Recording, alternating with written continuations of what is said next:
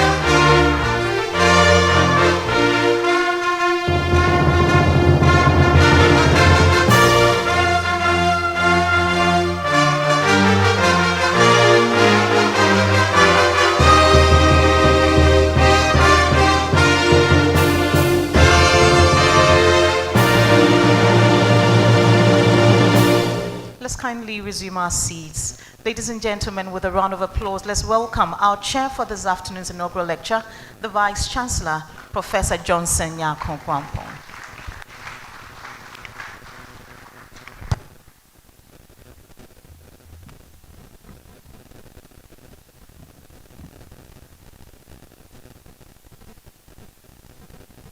Thank you.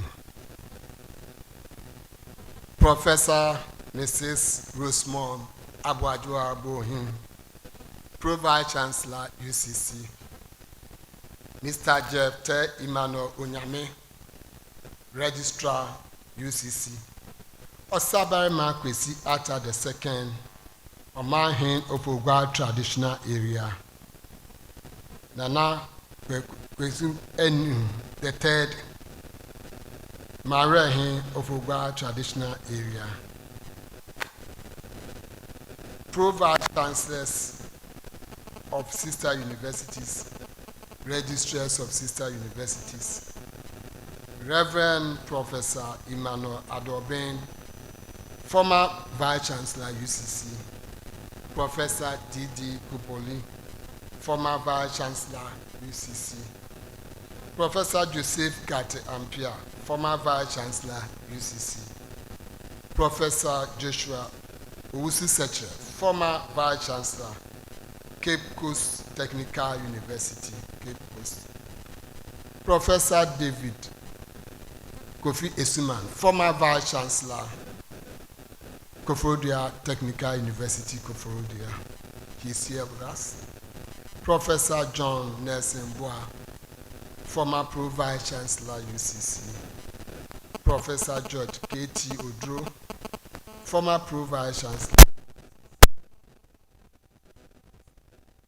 Francisca Edubuando, former Pro Vice Chancellor UCC. Provosts, deans, directors of academic and administrative units, heads of departments and heads of hall, members of convocation, staff and students, distinguished invited guests, friends in the media, ladies and gentlemen, good afternoon to you all. On behalf of management, staff and students of the University of Cape Coast, I welcome you all to today's professorial inaugural lecture to be delivered by Professor Daniel Agyapong. We wish to extend a hearty welcome to all our special guests, families and friends of Professor Agyapong. We say Akwaba. We appreciate your presence and support.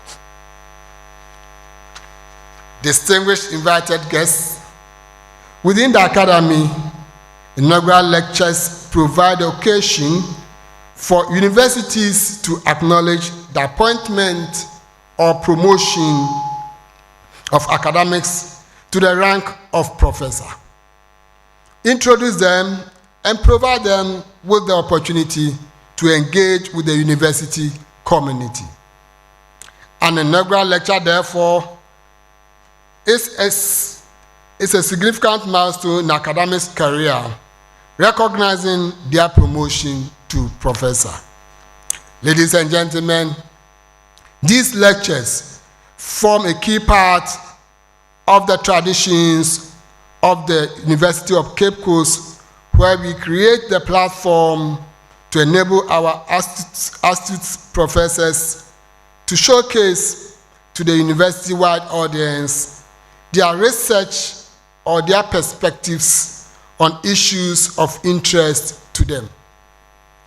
Each lecture provides an opportunity for academics to share, among others, their achievement in research, innovation, engagement, and teaching activities before an audience of members of the university community and the general public. As you already know, it is the only time an academic gets to profess what he knows or thinks without being questioned.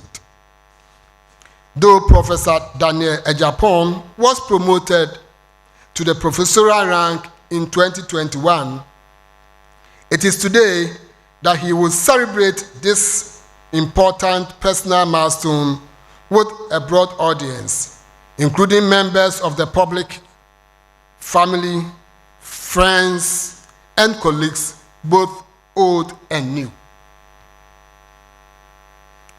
Professor Daniel Agyapong will synthesize his scholarship and contributions to knowledge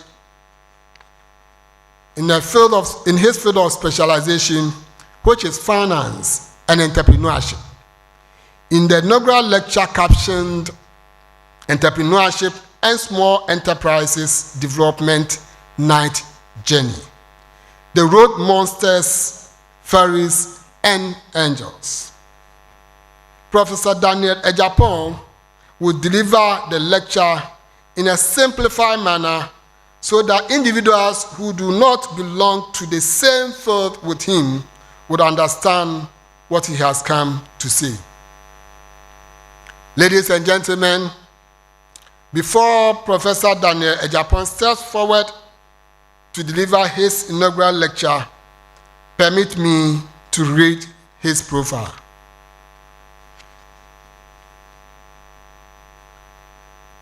Professor Daniel Agyapong is a professor of finance and entrepreneurship at the Department of Finance, University of Cape Coast, and currently the director of the Directorate of Academic Planning and Quality Assurance, DAPCA.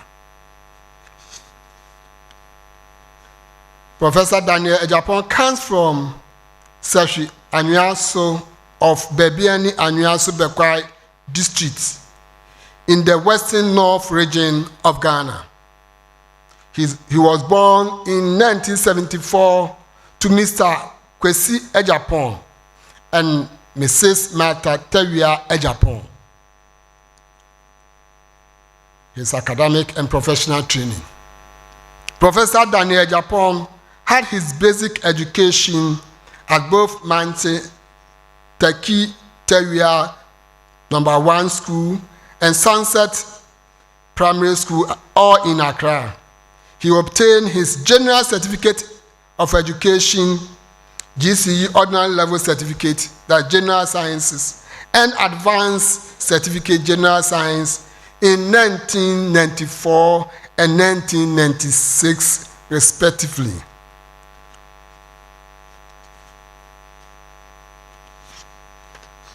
Professor Agyapong holds Bachelor of Management Studies from the University of Cape Coast, Masters of Philosophy in Business Administration, Finance Option from the University of Ghana Business School, MSc in Monitoring and Evaluation from the Christian Service University, which is affiliated to the University of Cape Coast. So it says in UCC degree. He obtained postgraduate diploma in entrepreneurship from the Entrepreneurship Training Institute, also affiliated to UCC. Chartered postgraduate diploma in marketing from the Chartered Institute of Marketing, UK, and a professional postgraduate diploma in management from the Institute of Professional Managers Association, UK. Professor Daniel Agyapong also holds a Doctor of Philosophy degree in Business Administration with concentration in Finance from the Open University, Malaysia. He is currently awaiting graduation of a second PhD in Management with concentration in Sustainability Financing from the University of the Wits, Johannesburg, South Africa. Professor Agyapong has been a member of a number of professional bodies. Now on the working life and promotion. Ladies and gentlemen, Professor Daniel Agyapong has passed through life-changing scenes, and I urge you to read the full account in the brochure since time will not permit me to do so. Professor Agyapong began his academic career in 2004 as a senior research assistant in the university and rose to the rank of principal research assistant. He was appointed as a lecturer at the erstwhile Department of Management Studies, School of Business, in December 2009. He was promoted to the rank of senior lecturer in 2013, an associate professor in 2017, and finally to a professor in 2021. Leadership and administrative roles. Professor Agyapong has been the director of the Directorate of Academic Planning and Quality Assurance since August 2022. He has previously served in various administrative positions. He was the founding head of department. That's one is marketing and supply chain management in the School of Business and Business Studies in the College of Distance Education Code, and also a coordinator of programs and study centers at Code. During this period, he coached and mentored many early career academics, non-teaching staff, and young entrepreneurs.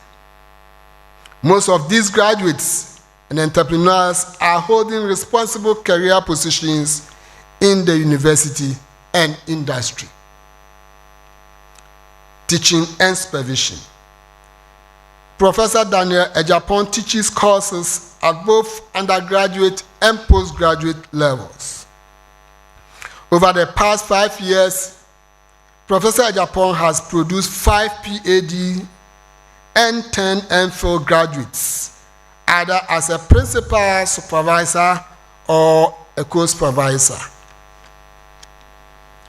He has supervised PhD theses from other universities in Ghana. He was a visiting professor at the University of Cincinnati, United States of America in 2018. He has also been a visiting professor at Bonn Rhein-Sieg University of Applied Sciences, Germany, since 2019. Publications and research output. Professor Agyapong has authored or co-authored over 70 publications focusing on conventional finance and small and medium-sized enterprise financing. That's SME. His research interests include sustainable investment in Africa, financial literacy, entrepreneurship, empowerment, and migration in Africa, financing circular economy activities and digital transformation. Professor Daniel Agyapong has also served as a reviewer of many international journals. Number 1, Journal of Business and Enterprise Development. Number 2, International Journal of Emerging Markets. Number 3, Journal of Small Business and Enterprise Development. Number 4, International Journal of Entrepreneurial Behavior and Research. Number 5, International Journal of Management Education. Boards and committees served. Professor Daniel Agyapong has served and continues to serve on several boards and committees in and outside the University of Cape Coast as chairperson or a member.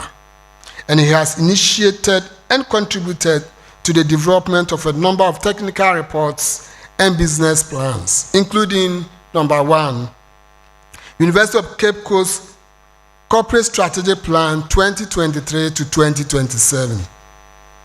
And number 2, a business plan for the establishment of the School of Medical Sciences Diagnostic Center.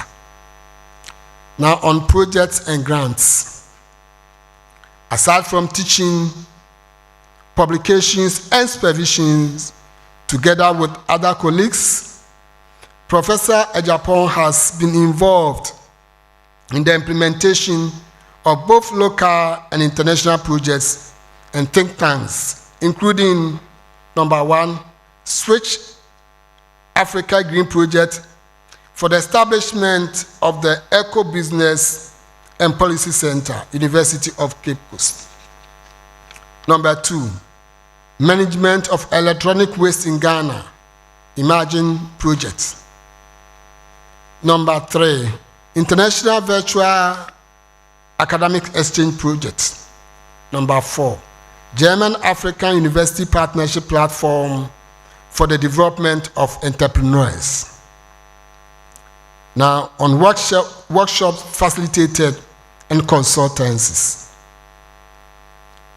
He is an SME and program-based learning PBL trainer and has designed and facilitated several seminars and workshops locally and internationally for institutions including DAAD Academy Workshop in Germany. Number 2, Cape Coast Regional Chamber of Commerce and Industry. Number 3, Chartered Institute of Administrators and Management Consultants. He has also consulted for a number of local and international organizations. Achievements and awards. Professor Daniel Agyapong has, together with colleagues from both local and international universities and institutes, won a number of research grants. His total grants won in collaboration with other researchers exceed $3 million.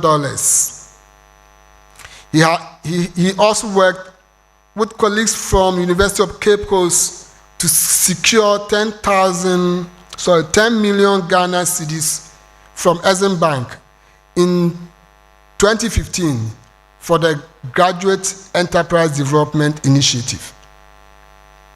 Professor Agyapong was awarded the Erasmus Staff Mobility Grant to Tampere University, Finland, in 2019, and to Hochschule Rheinzek University of Applied Sciences, Germany, in 2020. Professor Agyapong initiated the development of some academic programs and worked with his colleagues to successfully obtain accreditation for many academic programs. These include, number 1, MSc Monitoring, Evaluation, Quality Management. 2, MPhil Monitoring, Evaluation, and Quality Management. Number 3, Procurement, the MSc Procurement and Supply Chain Management. Number 4, MCOM Procurement and Supply Chain Management. Number 5, MSc Public Relations and Corporate Brand Management. Number 6, MSc Business Engineering. Number 7, MPhil Business Engineering. Number 8, MSc Public Policy Management. Number 9, MPhil Public Policy Management. Number 10, MSc Health Services Management. Number 11, MSc Project Management. Number 12, MCOM Project Management. Number 13, MBA Program in Oil and Gas Management.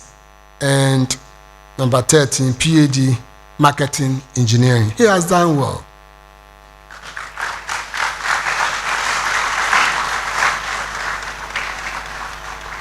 The reason why we have many programs in the School of Business.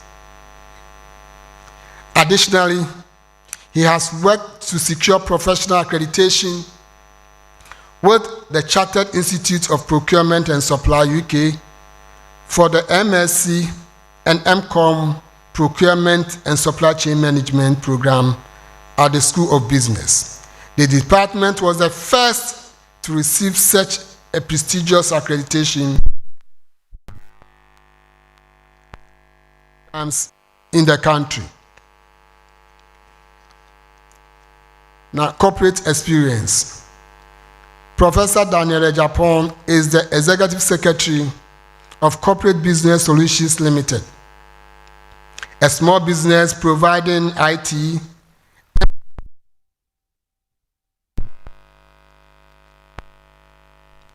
a co-founder of the Consortium of Virtual Exchange, a digital platform to promote global digital collaborations and exchanges. He is a director of the Foundation to Support Education, Networking, Skills Development, and Enterprise Startups. That is F-Census Ghana, an NGO devoted to supporting the startups. Marriage and Christian life. Professor Daniel Agyapong is married to Professor Gloria Kakraba Kwashi Agyapong. They have been blessed with 3 children. However, as his name Agyapong, great father, means, he is a father to many who are here in this auditorium and are online. He is a Christian and fellowships at the University Interdenominational Church, UIC. He served as a council member of the church and the treasurer for 4 years. He is currently a member of the finance committee of the church and the chair of the committee developing a strategic plan for the church. Thank you for your attention.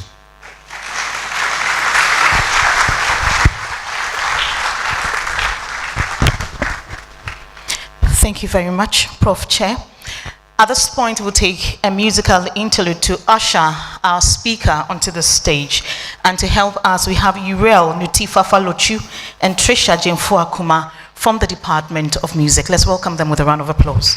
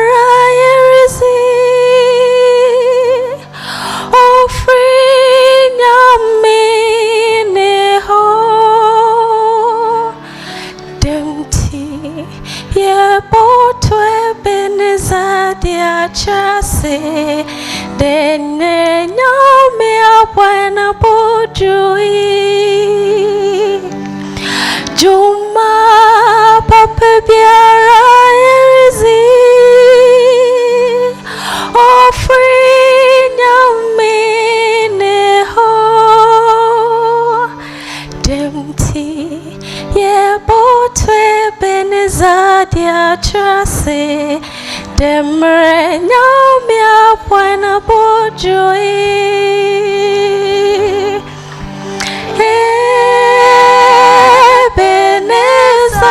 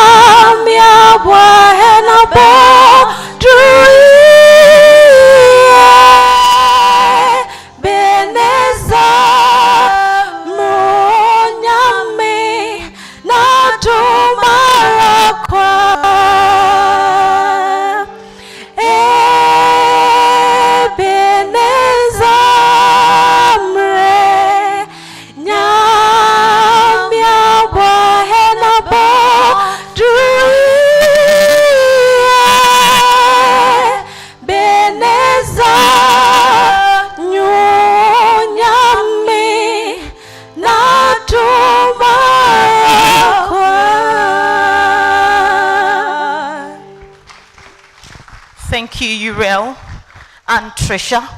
Ebenezer, indeed, thus far the Lord has brought us. It is now the time to listen to the lecture. Help me welcome Professor Daniel Agyapong.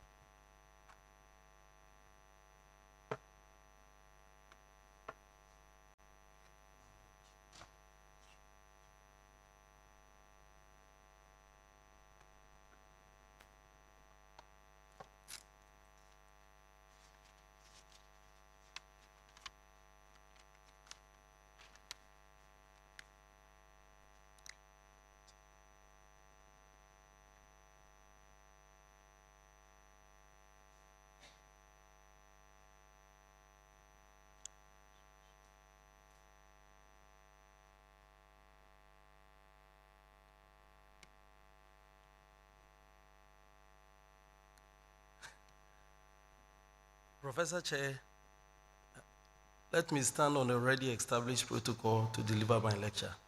Thank you.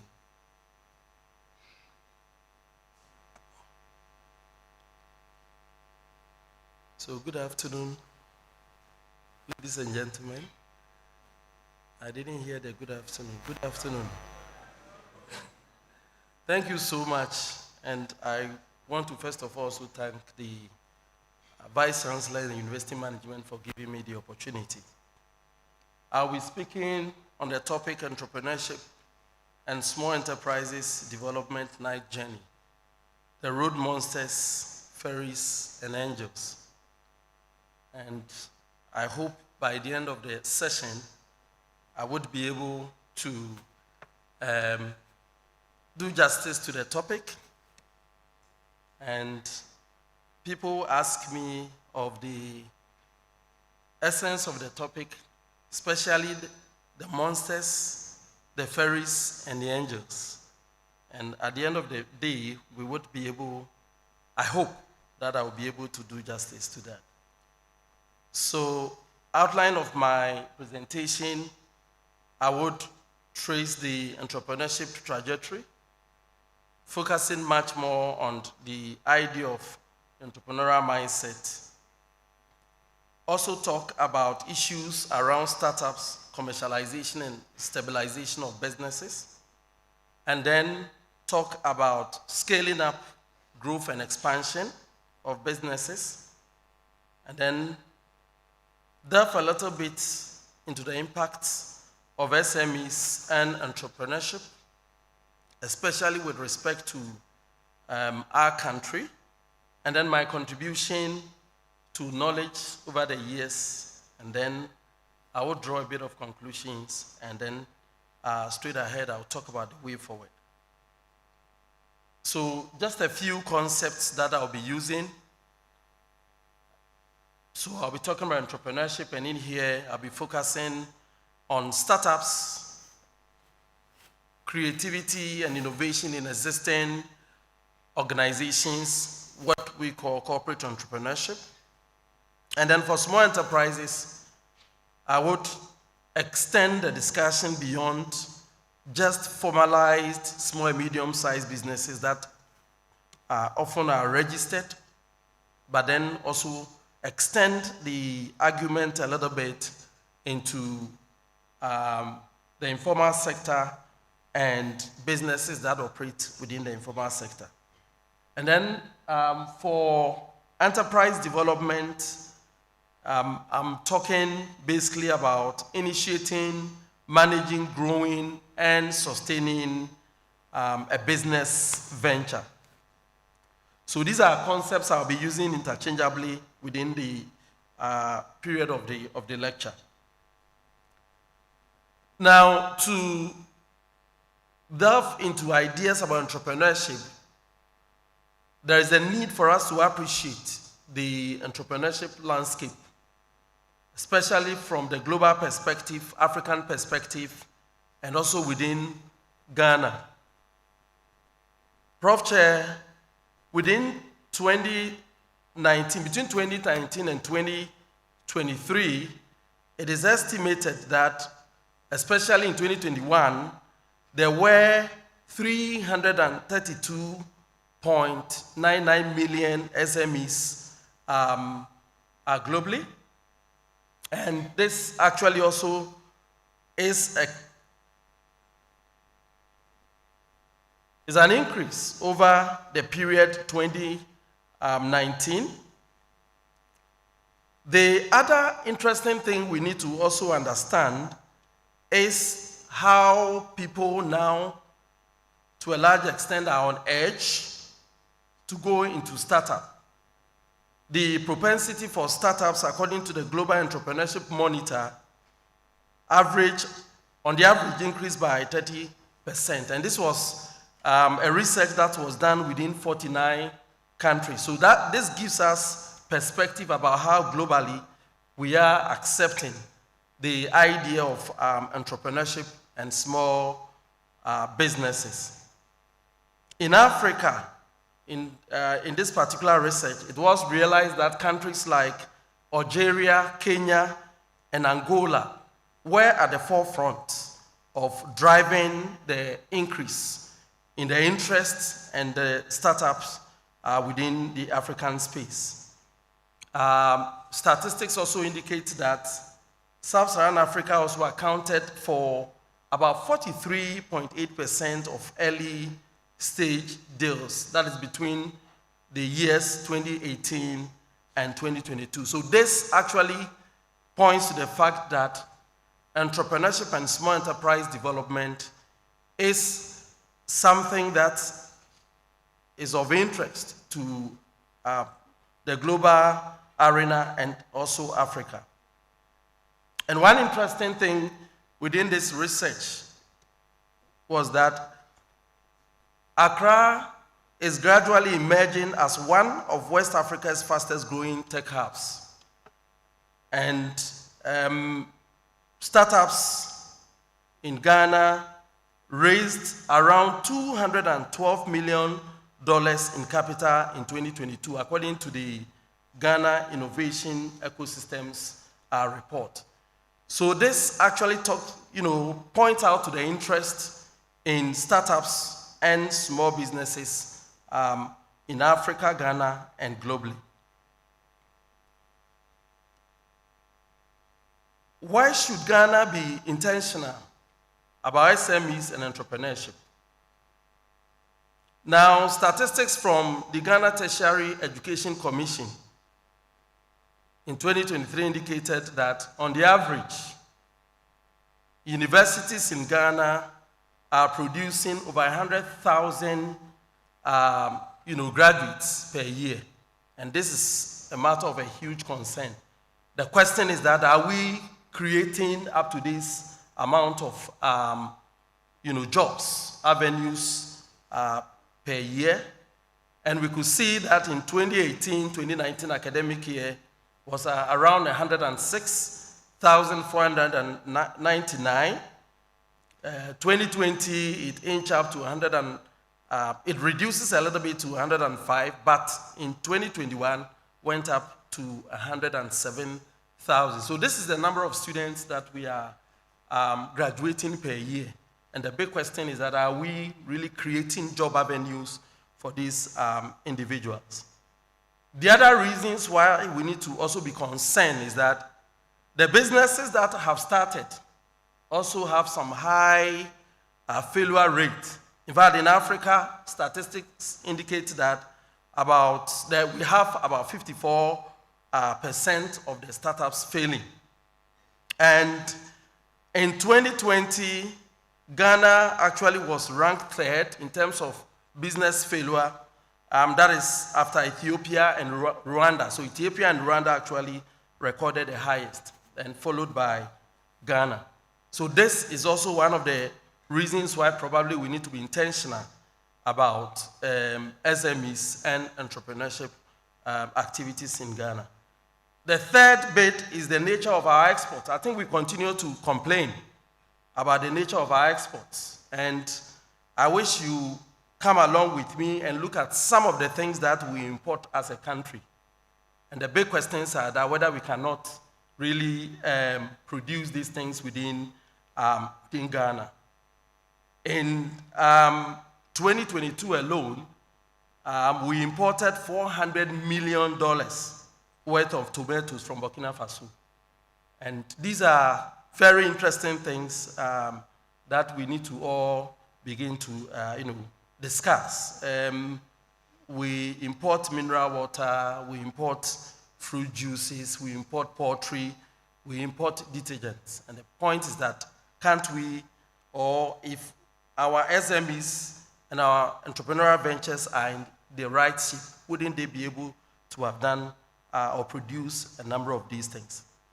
Now, having given a little bit of background about the nature of the entrepreneurship landscape, what I'm going to do now is to try and trace the entrepreneurship trajectory, the journey that you find in my title. Now, when it comes to startups or entrepreneurship, processes, research actually highlights a number of them. For the purposes of this lecture, I'm going to focus on just 3 stages. So the first stage where the ideas are generated and the possible factors that actually are able to influence this idea generation. So I'm talking about the stage of entrepreneurial mindset and also the ideation stage. And then I'm talking about the second stage of where we start the business or where we open our doors now for people to start, transaction with us. And then also to talk about the idea of business stabilization. And then the third bit is where we think of what? Scaling up. So if you come along with me, what we would understand as I go through the process is that there are various factors or there are various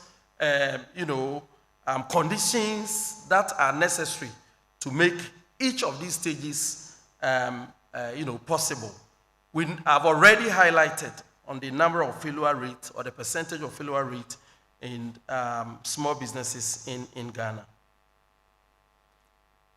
So the first that I want to touch on is the stage where we develop the entrepreneurial mindset. And Prof Chair, the home has been seen as one of the areas or the places where the entrepreneurial mindset can be developed. So it's about socialization. It's about how we empower, for instance, our children to be able to take hold of their own life, to create, to think outside. No, now we say to think without the box, because we say that nobody should put the box there for you to think outside it. So now we are talking about what? Thinking without the box. Prof, an interesting thing that has come up, especially in our research, is that some cultural practices and some behaviors within our homes often tend to develop some high level of timidity among our children. And some instances where children are punished on the spur of the moment. So that actually puts a lot of fear in these children, and by so doing, it becomes difficult for them to be able to think creatively. So I think that as I give this lecture, it's also an opportunity for all of us to reflect in terms of how we are socializing our kids, to make them to be able to think without any box. Now we say you think without any box. The other thing is also the idea about family business. Of course, family businesses are a kind of a home lab. My father is here. I actually started developing an entrepreneurial mindset because I had to man his spare parts shop. From school, I go there, and it's one of the bases for, me probably now going into idea of entrepreneurship. But we need to be mindful, especially where we get our children to do some kind of work. I said I was manning a shop.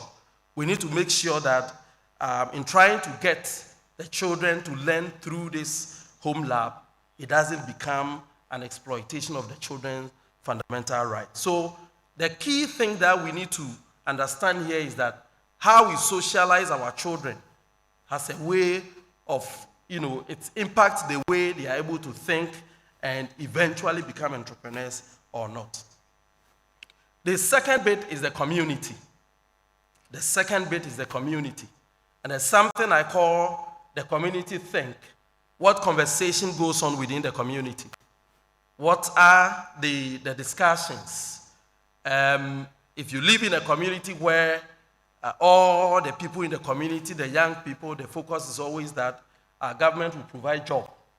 Or, let's go and follow maybe politicians. At the end of the day, we will get some space to be. That can always impair on the ideology or the mindset of people becoming entrepreneurs. Of course, the presence of a number of also other, amenities, for instance, where communities where you have entrepreneurship centers, you have mentors, you have coaches, you have counselors, you have design thinking hubs where people can easily go there and brainstorm over issues. That also has a way of, promoting or developing, helping people to develop an entrepreneurial mindset. And in one of our studies that we did, we realized that the centers of entrepreneurship are ways of promoting entrepreneurial mindset in people. The third is school. So it's about our curriculum. It's about our teaching. It's about our assessment. Now we talk about flipped classroom, where we allow students to be able to take control of their learning, much more of the student-centered approach, problem-based assessment, project-based learning, competency-based teaching and learning. And when I talk about the school, I'm talking about the school not only to mean the universities, but also basic schools as well. If you come across teachers that do not allow children to be able even to reflect, to be able to, do a lot of the things that enables them to take hold of their own learning, that becomes a problem. It's also the way people talk to children in school. A couple of, I think last week or two, my small girl came and told me that teacher says I'm this. So that alone kills the initiative of the child. So the point is that we need to also really look at our curriculum and the way we teach. The uni-industry concept where our institutions are now interfacing with companies so that the problems in companies now become something that the institutions will take advantage of in terms of their research are ways to promote or develop entrepreneurial mindset. So in one of the projects that we did, we had our students from the University of Cape Coast actually interacting with about 7 students from 7 other universities across the globe. And they had a lot of very interesting projects. So the students learned to manage their own project, manage their own time. Just imagine students at the University of Cape Coast, for instance, planning projects with students from the US. How to manage the time alone. For those of us who do projects, we understand some of these things. Was a huge learning grounds for the students. And obviously, in that project, students learned a lot of things. Quite a number of them, including digital literacy, which is one of the soft skills that students are supposed to acquire. Our students, for instance, learn to make videos, edit videos, work in groups, learn with people from different cultures. And they did that on their own. One aspect of the project is that we were not there to solve problems. When the students bring the problems to us, we ask them questions to go back and solve it. And this helped the students also to develop that entrepreneurial thinking and mindset. And other projects or other activities in the school that also provides an avenue or opportunity, for students also to learn about entrepreneurship and maybe think of starting up are all some of the ways. In our Birth Ghana project, which was basically student-focused because the whole project was about how we make students entrepreneurial to be able to think without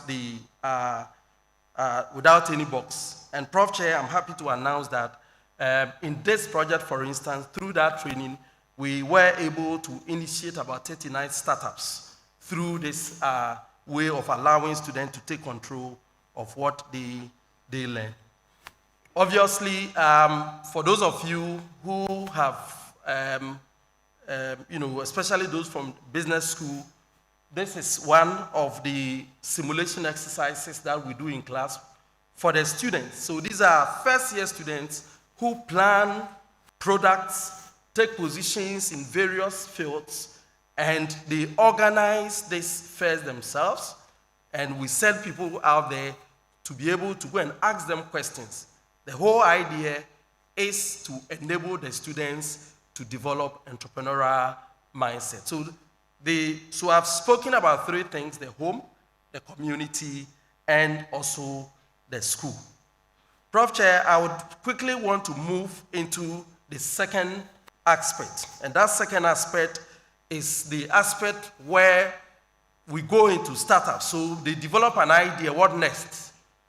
And then also idea of commercialization of whatever ideas that they have, and then how do they able to start and stabilize their businesses.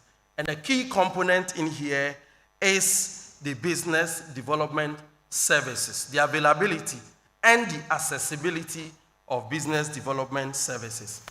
And we've done quite a number of work in these areas with colleagues, and we realize that challenges that entrepreneurs actually face when it comes to starting up, commercializing and also stabilizing the business are some of these very important elements that I've listed here.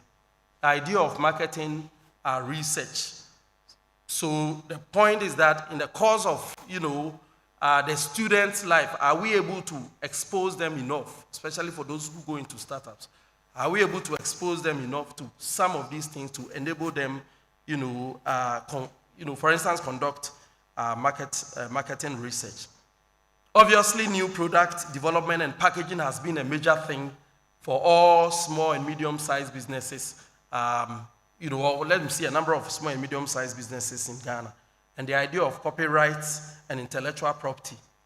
There's been young people whose ideas have been stolen from them because they don't even know where the copyright office is located. And they don't have the processes, they don't even know the processes of getting their product or their project patented. And obviously the idea of financing, which is also a major thing. So with colleagues and I have really done a number of interesting studies, to go into some of these things. And I'll be making my presentation or the discussion alongside some of the things we have done and some of the interesting things that we found. So in this study, we try to review the intellectual property laws in Ghana in the context of what? Small and medium-sized businesses, and to see whether these laws are even favorable to the small and medium-sized businesses. One of the challenges that we came across was the idea about what is an innovation. In fact, interestingly, a number of the innovations we see around with small and medium-sized businesses are some kind of a low-level innovations, which normally some of our laws or our copyright laws may not cover. So as I bring this issue up already, I'm thinking of how policymakers will begin to reflect on some of these things. The second thing is also the idea about risk. And when I talk about risk, always we only focus on finance. But there are over 98 different types of risk that entities actually face. And I know we do remember the Midland issue, where a woman went to a microfinance institution, to collect her money, and she was assaulted by a police officer. I know we remember a couple of years ago. That was a huge reputational risk, very huge reputational risk. So the idea is that risk is not only about finances, but all other forms of risk. And in this study, one of the things we realized was that small and medium-sized businesses and entrepreneurs do not really understand what this risk is about. So how do we identify the risk? How do we assess the risk? How do we develop risk strategy? And how do we mitigate the risk? And how do we monitor and evaluate? These were all challenges that we saw. So as we think about policy, these are some of the things that we need to look at. Of course, in this study, it was observed that the way they manage risk has a huge impact on their business operations. Then the almighty financing, which is the order of the day. I mean, anything that anytime you had a conversation with small and medium-sized business owners, it is all about money. Prof, interestingly, what we have observed is that for availability, money is available. But being available doesn't mean it's accessible. And being accessible doesn't mean that you can repay. And these are the challenges. So there are instances the money is there, they've gone for the money, they've used it, but repaying it is a problem. So one key thing we did in this study was that we did a review of, a number of the financing schemes in the country. And for some of them, we interestingly realized that they were set up by government. People took the money. They never returned it because they assumed that it was their share of all the things they were sharing. I want to be quite brief on that. So this has been the challenge. So a number of schemes have also been set up, but the interesting thing is that they've not been coordinated in a way. So they are scattered. So we don't have one point where these financing schemes have been coordinated. And they are also sometimes brought in as in political manifestos without any concrete legal backing on that ground. So that has been a major issue with financing. Then in this study, very interesting one, we try to understand the idea about the circular economy and how circular economy could also help businesses in terms of reducing their cost of operation, etc., etc. But in there, a very interesting thing we tried to find out was that whether small and medium-sized businesses are financially ready, or investment prepared. So for the financial readiness, we were trying to really understand, for instance, how do they prepare their books? Do they understand risk? How is their governance issues like? Because if an investor wants to give you money, the investor wants to make sure that your entity is ready to receive whatever amount or whatever money that the person is bringing. Obviously, they do that with the expectation that they will get returns. So, but here again, we also looked at the environment and how the environment also impacts on whether firms can be financially ready or investment were prepared. So, what we call the FEMI, when we were looking at it, the name was very interesting. Say FEMI. But this FEMI model actually looks at the finance, entrepreneurship, and the marketing interface. Because you remember that I've spoken a bit about marketing, product development, marketing research. I've also spoken about how we develop the whole entrepreneurship ideology? How do we develop mindset, and how does that end up with creativity and innovation? And then the last bit is also the financing thing. So we realize that, or looking at this model, we realize that there are key actors within our economy or within the country. And these key actors, especially from the finance part, we look at the Bank of Ghana, banks, microfinance institutions, non-bank financial institutions, the venture capital trust fund, for instance, and obviously own financing. And then on the marketing bit, we are aware that for a number of small and medium-sized businesses who really wants to make it big, the Ghana Export Promotion Council, for instance, promotes ideas about businesses that want to export. And then the Ghana Enterprises Agencies, that also was set up, to help. And I must say that in recent times, the enterprises has been very active, more than what it used to be under the National Board for Small Scale Industries. And obviously, on the side of the Ministry of Trade and Industries as well. Small and medium-sized businesses operate within communities. They operate within, the districts, or the metropolitans, or the municipal assemblies. The big question is that what has also been their role.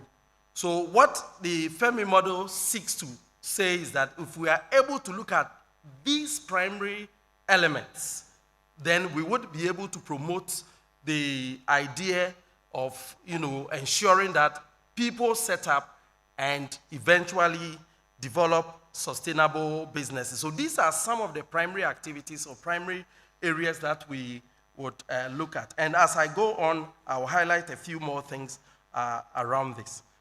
Prof. Chair, the next part that I want to talk about is the idea about scaling up, expansion, and growth. Already, there's a statistics that more than 54% of small and medium-sized businesses set up within the African space actually failed. And so it is very, very important that we look at some of these important indicators that would promote their expansion, scaling up, or eventually may lead to their fail. Now, like I hinted earlier, a major thing that we often talk about when we talk about SMEs, but if you line up a number of the SMEs, the first thing they will tell you is that they don't have money. But our studies actually indicate that money is available, and I have colleague bankers who are here. I'm sure that if I ask that, if you want money, raise your hand, and you raise your hand, certainly they will tell you they have money. So come for it. The challenge has been financial management. So in this study, one of the things we tried to understand was financial literacy. Because sometimes it's about how they manage the funds that they receive. They make the first profits, then they buy the latest car in town. They make the first profits, then for the women, they get the latest dress for the next party. And for the men, sometimes they marry second wives. And I'm saying sometimes. So, and in recent times, the challenge has been the way digital technologies are aiding us to use money. Your Momo. So now you easily pay. So the banks will tell you, oh, connect it to your bank account. And I know most of us have done that. We are not saying anything. We have connected. And we pay anytime, anywhere. And it has been a major thing. Some of them don't also separate their accounts, their personal pairs from the pairs of the business. And that has been a major issue, affecting the way small businesses operate. So sometimes it's not just that the monies are not there. It is there, they get it, they make the profit. But how to manage the money is a major issue. In fact, they always require a high level of financial literacy to navigate through very complex financial decisions. So, I've highlighted the issue of digital finance and how it is aiding what we do today. Before you use your credit to do a lot of things, then before you realize it's finished, and then Momo is there, you just switch over. You are quiet. But that's what we are doing.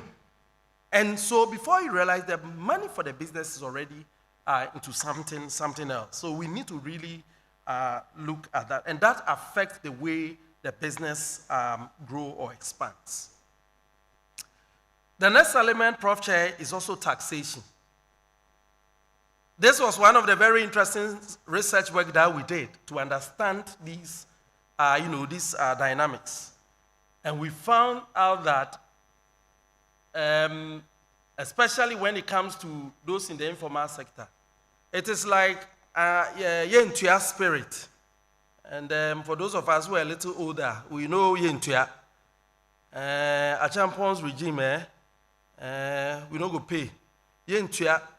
Why? Because a number of these small and medium-sized businesses might want to evade taxes because really they see the taxes that they are paying as being unfair, especially when they don't see infrastructure within the space that promotes their businesses.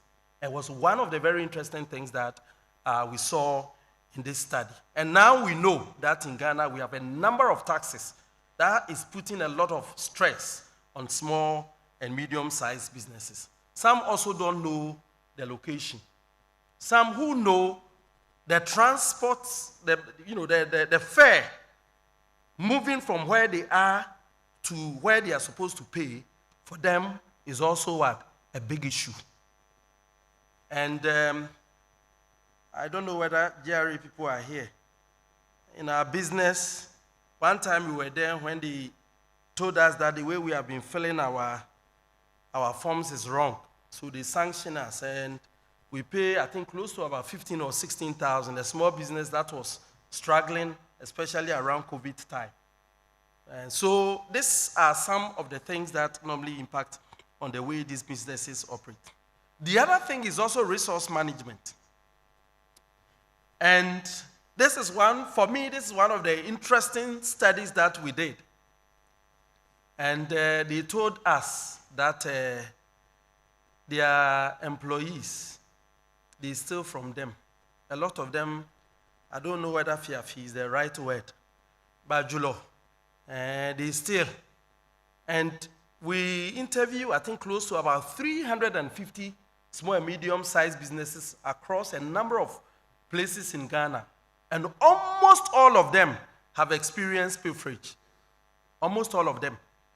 And the people steal their time to go and do something else. That is one. Two, they steal money. Three, they steal inventory. And some redirect customers. So that's what they do. And it's a problem. But I must quickly add that in doing this work, review of literature also pointed out that a number of the SMEs also don't pay, they don't take care of their customers. So that was the other side of it. But then how they manage their resources is also a major issue. And so we did another study, trying to see whether they have monitoring evaluation mechanisms in place, because we found out that monitoring and evaluation mechanisms is also a way, to promote or to aid their project outcome in various fields. And again, we realized that a number of them did not even understand what monitoring and evaluation is about. They were doing something anyway, but it wasn't adequate to be able to curb the problems that they went through. So, Prof. Chair, these are the elements, and these are the issues. And I guess that I've been able to raise a lot of questions in your minds as we are going through the lecture. I would quickly touch on a few of the impact which we have observed. Sometimes we say, oh, SMEs are contributing and all that, but in what ways are they really contributing? So in some studies, we try to understand the real contribution of what? SMEs. And I'm going back to the first point that I made concerning the number of students who are graduating. These are just students graduating from the universities. We are not talking about young people in the community that have not gone to school and all that. So we're talking about thousands of people. And Prof Chair, entrepreneurship and small and medium-sized businesses in Ghana, for me, has aided to curb what I call political and social risk. Because if these young people don't really find something to do with their hands, and tomorrow decide to get onto the street, that will be chaotic for any economy or any country. And so, for us, we believe that it is one of the ways to ensure social transformation. And so small and medium-sized businesses have played a very crucial role in this direction. Also about rural-urban migration. In fact, if you have observed that in rural communities where there are rural enterprises, some entrepreneurs, set up enterprises, it tends to curb how young people migrate. As somebody who was born and raised in Accra, it's all Accra, everything is Accra. And when sometimes the people in your village calls you, one of the things is that when are you coming to convey my young person to Accra? For those of us who come from the villages, we know. So the entrepreneurship, and as for that matter, rural entrepreneurship, where we try to now work more on our cottage industries, getting people to go into startups, processing fruits. We realize that it is one of the ways also to curb this whole rural-urban migration, where Accra is choked. And it's now one of the most expensive communities you can live within the sub-Saharan Africa. Then obviously, one of the very, very interesting things about the role of entrepreneurship, what we call the eco-entrepreneurship. As the chair read, I'm now very much interested in the area of circularity and the fact that we can continue to make use of what we call waste. Now there is nothing called waste. We say waste is the money in transition or resource in transition. And so in this work, and you can see that interesting image there, Money Day for Baller. My project leader is here. One of the very interesting projects that we did. And we were able to get all these guys who have been carrying, metals, phones and all that, to continuously make use of the things that we throw out there as what? As waste. And all of us, we have a lot of money sitting in our homes, I must tell you. Because your old mobile phone is money. The refrigerator that is there, condemned, is money. Your washing machine that is there is money. Your old laptop is money. So if you want to know how much you get, see me after the session. So Prof Chair, eco-entrepreneurship is one area which the country or young people can make a lot of money from this area. So you can see what we have there as Money Day for Baller. The baller is the normal baller that we know. For those of us from born and raised in Accra, when we say baller, we know what baller is. But these are areas where entrepreneurship have actually also support. Obviously, we cannot also forget the fact that it also has this negative impact. And we did some studies also to that effect. And you can see the plastics, the takeaway packs and all that. These are most often than not from small and medium-sized businesses as well. And I know a number of us don't want to go to Accra Central because when you get there, especially the informal, informal businesses, they've taken over the streets. And sometimes, no matter what you say, they will not mind you.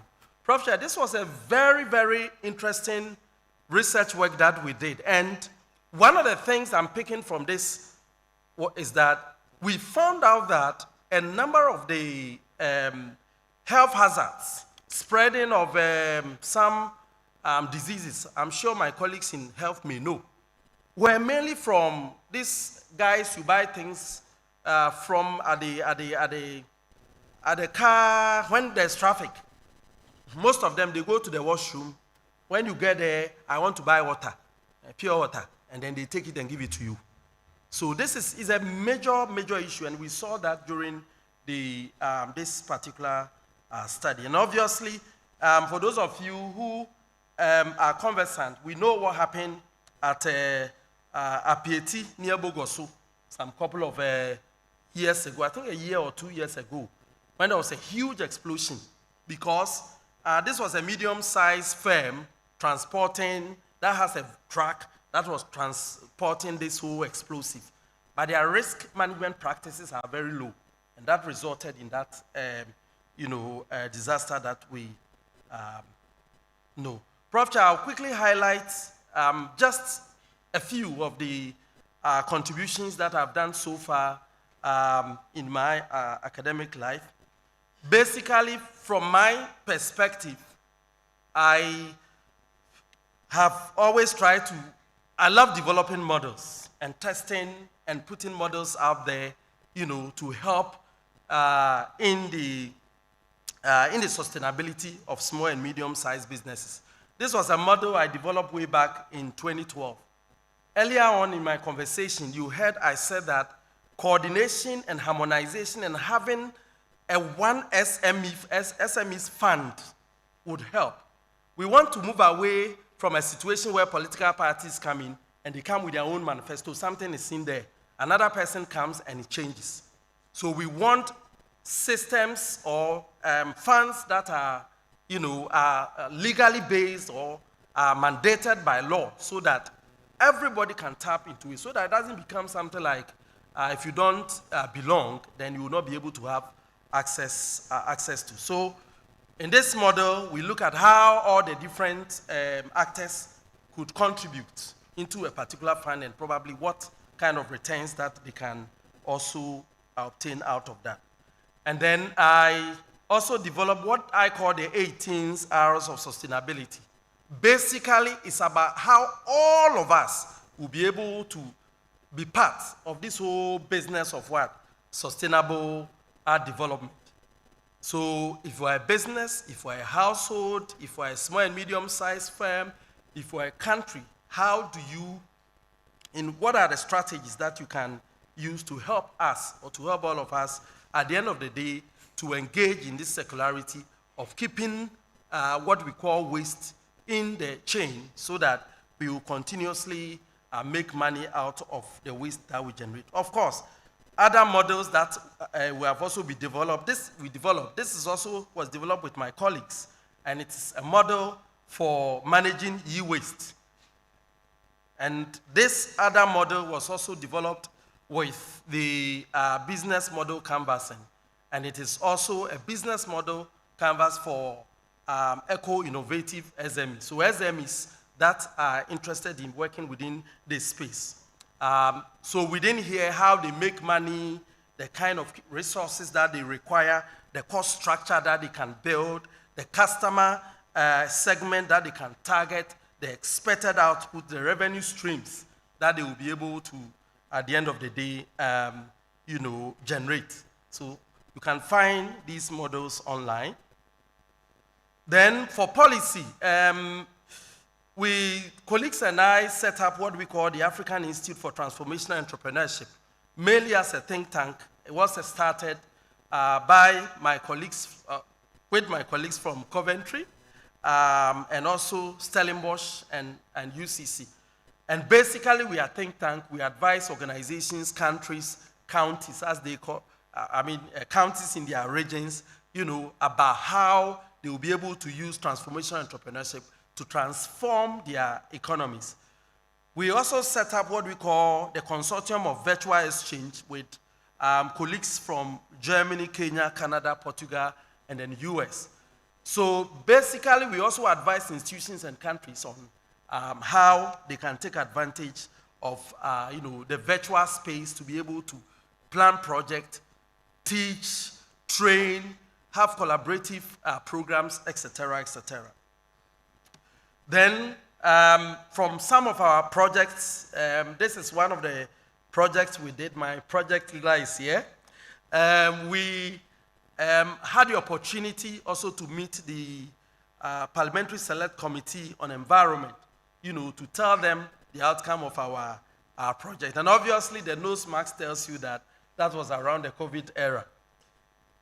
And then a number of other things. We were at the World Press Club Alliance for Climate, also to contribute about issues of climate change. We were at the World Press House or something in Accra. That was way back in 2020. And then, like was read by the chair, we've set up also some businesses, to support our community. So these are some of the our community services that we've done over the period. And I want to show one picture. I told them, this picture, I love it so much. So this is one of our outreach services up north. And we had then been able to register one association for the iron electronic waste sector. And everybody wanted to be part of the picture. So if you see where the hands are, that's a signal of how enthusiastic they were with what we were able to do for them. So in that project also, these are trainer of trainers that we did. And these individuals were from the technical universities, and I've seen a few of my colleagues here, and just to also continue to train people as part of the project. I hinted earlier that in our Birth Ghana project, we were able to support about 39 startups, in the community. Now, the image we see here is, I really want to highlight on that. So this is one student from the University of Cape Coast, Bridget Shen, who is making University of Cape Coast proud. I think DAD is now using her across the globe. She was one of the students in our project. And she's now into some kind of milk products. But I think she studied sociology. And that is what she's doing now. So I thought we were going to clap for the University of Cape Coast. So I don't know whether Bridget is here, but I mean, she's one of the persons who is making UCC proud. At least we were in Kigali together. She was in Morocco, and I think she was in Barcelona also. DAD is using her all over. #1 university. Yes, so these are some of the things we've done. So, Prof. Chair, let me conclude. I know I've gone overboard my time. I know people were asking, where are the monsters, where are the fairies, and where are the angels? And I'm going to conclude on these monsters, fairies, angels, and angels in the night train. Now, I took the idea of a night train because sometimes, for those of you who have traveled through a night train before, I'm not talking about the Europe night train where you don't see anything. I'm talking about Ghana night train. Slipper. I don't know how many have used slipper before. Thank you. And you get scared. So sometimes this is how small and medium-sized business fail. And that's why sometimes a number of them or people don't even want to go into it. And who are these monsters? Now, if you have followed through my lecture up to this point, you could already tell some of these monsters. You could have told some of these monsters. Who are monsters? We know. Creatures that often would evoke what? Fear and, anxiety. And sometimes we perceive that they can harm you, they can hurt you, and all that. Prof. Chair, one of the monsters are employees who steal from businesses. And I want you to just think a little bit about this. Again, employees who spread negativity and discontent and sometimes create what? Toxic work environment. We have seen this, and remember in my definition of entrepreneurship, I wasn't only focusing on startups, but I said being entrepreneurial within an existing organizations.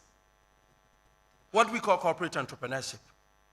And in some instances, people become creative and innovative, and people try to put them down within organizations. Those guys are monsters. For small and medium-sized businesses, sometimes the one person may create chaos, and the whole entity may collapse. But of course, if you are an entity and also provide poor customer service, I want you to know that your poor customer service is also a monster. It's sacking people, or it's also letting people not to come and do business with you. The trouble is especially when you are kind enough to employ one of your own family member, and he becomes a gangalia. Go and cross the leg. Nobody comes in because it's my uncle's business. So, others, business angels that take over startups, microfinance institutions that often will charge as high as 5% per annum. I had that experience.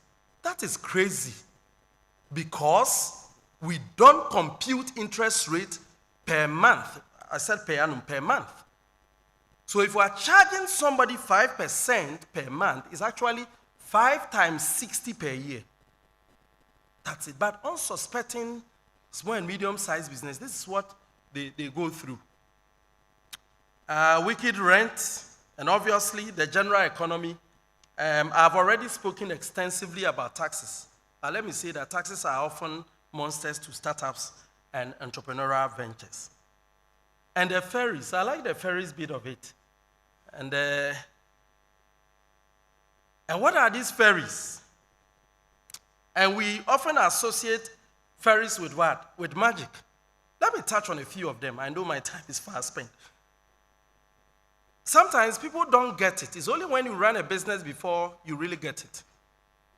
In Ghana, anybody who starts a business is a rich man. I don't know whether you know this. But anybody who starts a business, when people are dealing with you, they say you are a rich person. Your employees, their perception is that you are rich. Because if you are not rich, you cannot start a business. And I have met people who have shown me their account that's already in the negative. Friends and community, in the community who sees that you are a billionaire, anything, let's go to this man. You know, he runs this business. He's the one selling cement. He's the one selling this. The assumption is that you are a rich person. The FAIRIES, and I always advise SMEs not to fall foul for this. Politicians and spiritualists, yes, and I have to tell you, we have instances where owner-managers have been told that when they make profit at the end of the month, and they don't bring it before the comfort, or before the seer, or before the prophet, they will die. Ghana. So they make the profit, they send it there. And then before they are able to take. So it's the prophet that actually is the financial controller of the business. So, but obviously in the journey, also we talk about what? Angels. Given all these issues that I've raised, they are still very important support services. This last week and this week, I was, for instance, at the site of the Ghana Enterprise Agencies, and there are quite a number of things that are coming in. Now they link you up to angels, business angels, that would support you when you are in difficulties. Families who would often also want to give some money, to help you in times of what? Crisis. Loyal customers, what I call the guardian angel.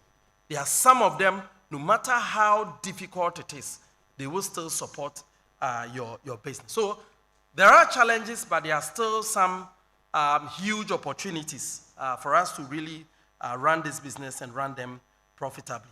Prof Chair, my last slide. Sorry. My last slide.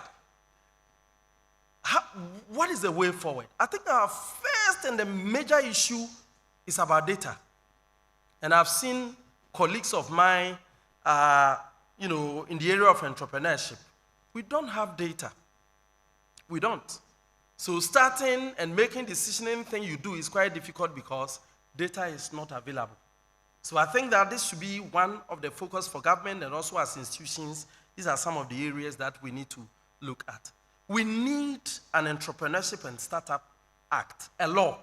We don't want a situation where through manifestos, people say things, and once they are gone, it is gone.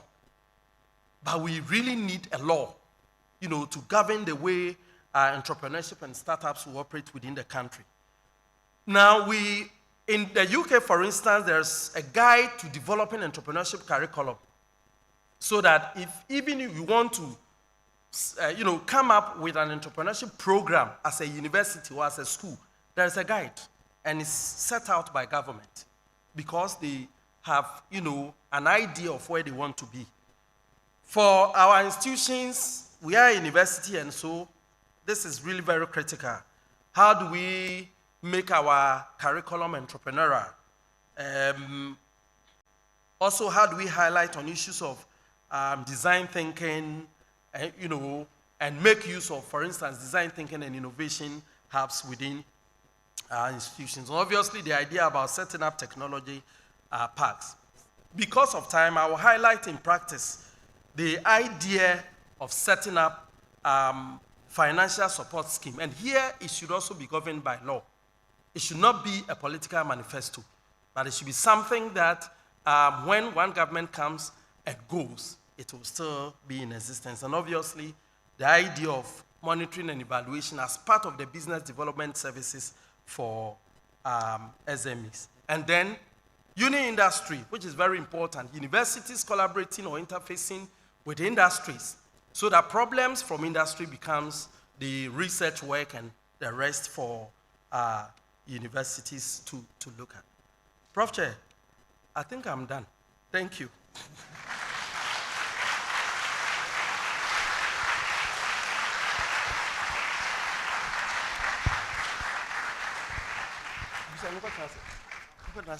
Thank you. Let's do it for him one more time whilst he takes a seat.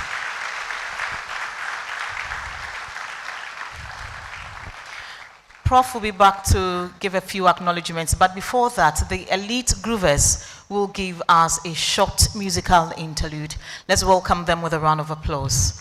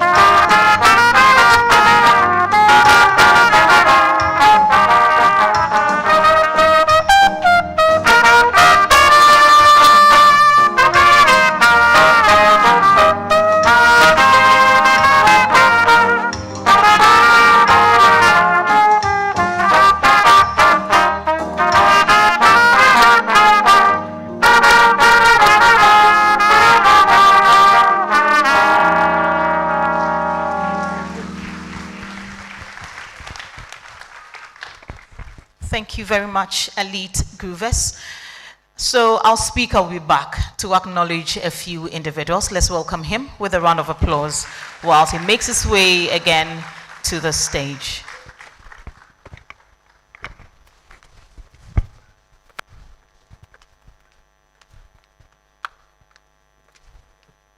Thank you, Akosia.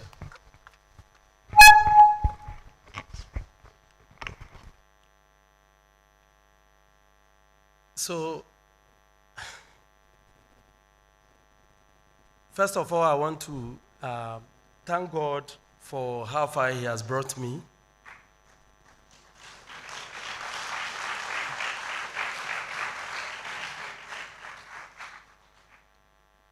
I see a lot of faces, and I'm not so sure I'll be able to acknowledge everybody. But so I want to start off, first of all, to acknowledge all of you for being here. I see old faces, my mates, my foster children, my foster sisters, everybody. Thanks so much for being here. As Akosia said, I would acknowledge a few.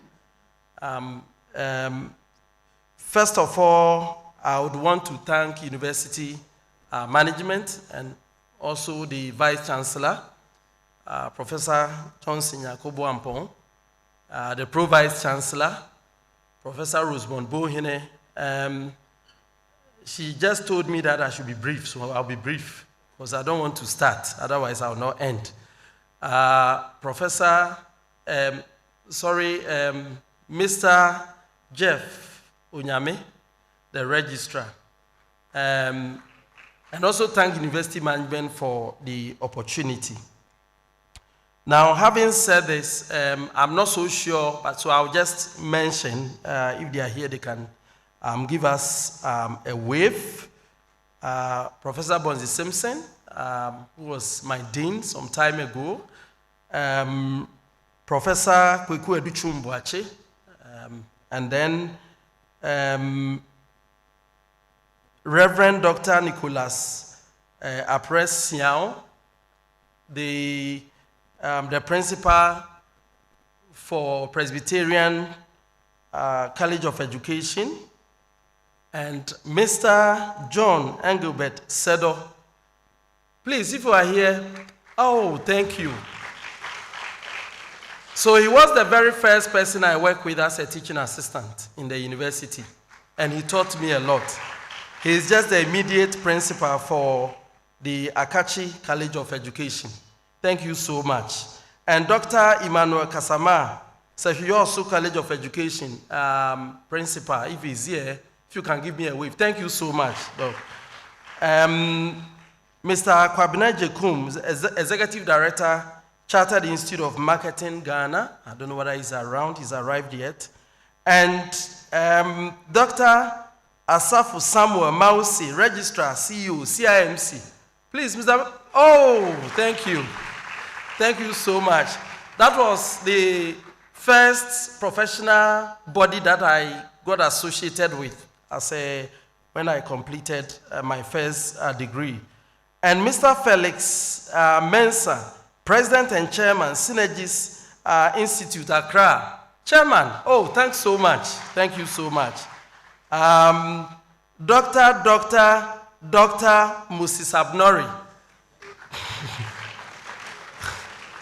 Okay. And Nana Danso Mensah, Registrar, West Saint University College. Nana? Is Nana around? Okay. And then Dr. Anthony Hercules Texan, Registrar, Cape Coast Technical University, if he's here. And then Dr. Cynthia Senakpaglu, she taught me a lot. She taught me a lot in this journey. Then Dr. Mrs. Georgina C., I don't know whether she's here. Then Miss Jennifer Tutua Amfo.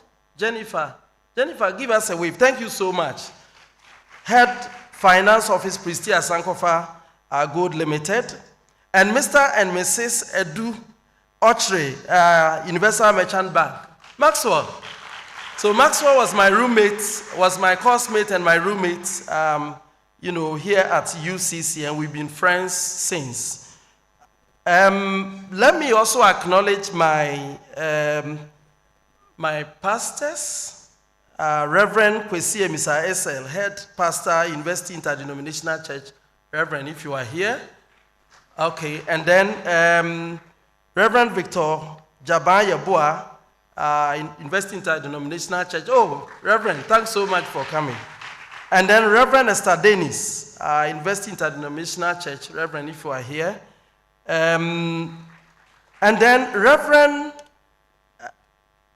so Mr. and Reverend Mrs. Frimpong. Please, are you here? Please give us a wave. Oh, thanks so much for coming. Thank you so much. Thank you so much. And colleagues, Professor Gilbert Amwakun from the Kumasi Technical University. I don't know. Oh, thank you, Prof, for coming. Professor Solomon Kelson, Takrady Technical University. Prof, thanks so much. Kelson was my mate during the PhD. And then Professor George Amwakun, I don't know whether he's here. Now, for me, the climax, my wife and family.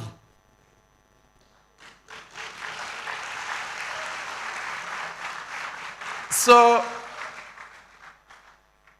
Professor Mrs. Gloria Kakraba Kwashi, Agyapong.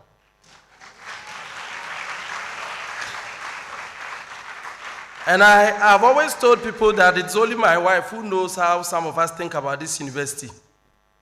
She's the one who knows.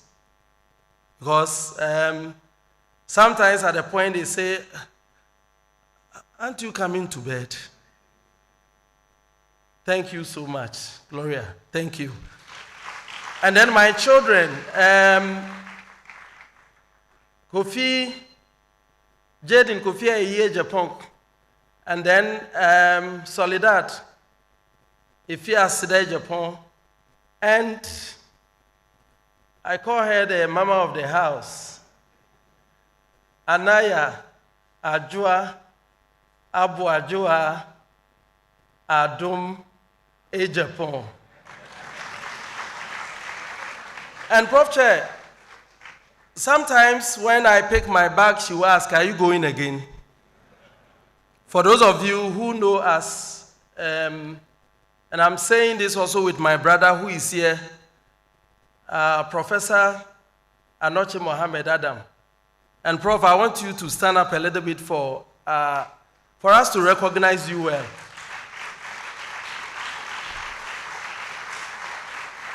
Prof is the provost of College of Distance Education. And that's the brother probably from another mother. And those of you who know us, you know who we are and how we relate. Thank you so much. Thank you. And then my mom and dad,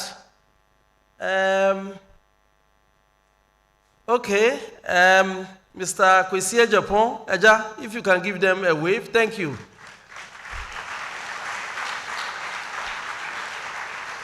My dad is about 90 years and still going strong. And then my mom, Martha Tewi Agyapong. Thank you so much. And I see a lot of friends. Abigail, my friend, and I want to say she traveled all the way from the UK for this occasion. Abby, please, can you give them a wave? And then the sister, Nana, and then my family, my in-law is here, Mr. Stephen Kakraba Kwashi, and in fact, my in-laws, and Auntie Emilia Kakraba Kwashi. Please, can you start so that they will see you? And I remember the first time I went home, he asked, are you people going to continue to do your master's and PhD? I said, yes. And that was one of the conditions. And you understand what the condition is. And then my Busia Penny is here, Nana. Nana, please. That's my Busia Penny. Thank you so much. And I see many. I don't know. My foster sisters, Efe and Nanesi, can you please give us a wave? People from our industry partners. Gesta. Please, you didn't respond. Gesta. That is the Ghana Electronic Service Technicians Association. All your TV repairs and your computer repairs and everything. So that's the president and then the vice. Please, Mr. Jan, and you are welcome. Patrick Tvucc, I don't know whether my first year, he's now a consultant and runs his own auditing firm in Accra. Linda, I can see you. Linda, George, Joyce, can you give a wave? I am not so sure I can mention everybody's name. But if I didn't mention your name, please do forgive me. Because of time, I know from here we will meet. And then we will continue the discussion. Akosi, I know you are coming up. You come. But I want to do the last honors. I want to especially thank Professor Mrs. Rosemond Abuajua Buohene, the Pro-Vice Chancellor of this great university. I think that I cannot narrate what has transpired.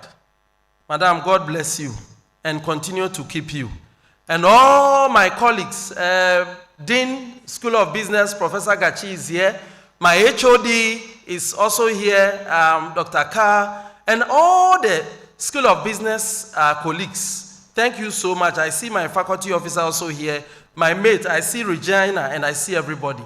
Thank you so much. But especially Nananom. Thank you, Nananom. I reserve it for the last because that is what Jesus said. He said that he reserves it for the last, not because it is least, but because it is the most important. Thanks so much for honoring this invitation. And thank all of you. Osman, I have not forgot you, Ramat and all of you. Thank you so much. Thank you. Prof, you're not done yet. Prof, please come back. You're not done yet. I can help you with these. So we're going to witness a brief ceremony we call the robing, and this is going to be done by the College of Professors. Kindly welcome them with a round of applause as they make their way upstage to robe their latest member.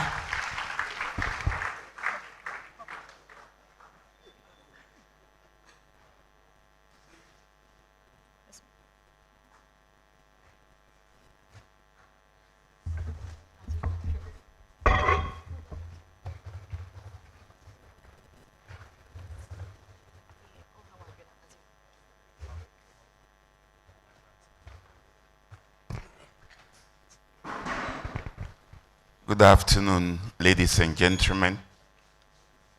Once again, we have assembled here to receive one of our colleagues into the College of Professors. We do this ceremony in order to receive him after he has presented his inaugural lecture. We are very grateful to the Almighty to give us Professor Daniel Agyapong as one of our new professors, and we are going to receive him into the College of Professors. This is the time we are going to give him the robe representing that he is accepted in our college. Thank you.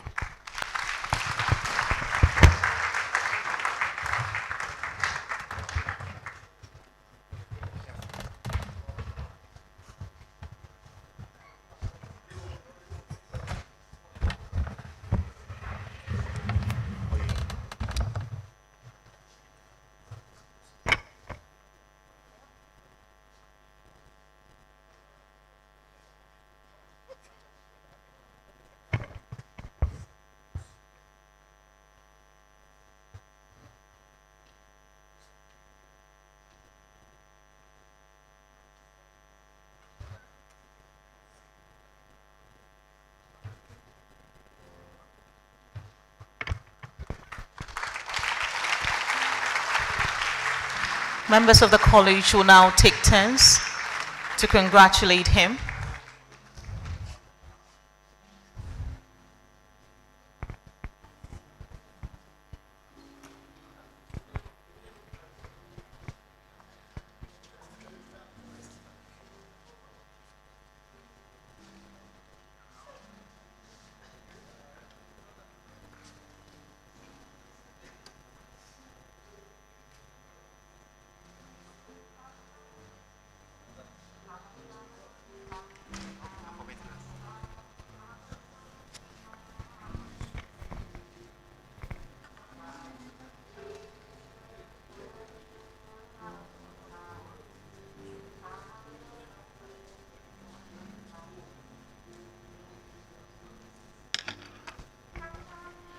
I'll call on the Vice Chancellor UCC, Professor Mrs. Rosamond Boahene, to take her turn to congratulate Professor Agyapong.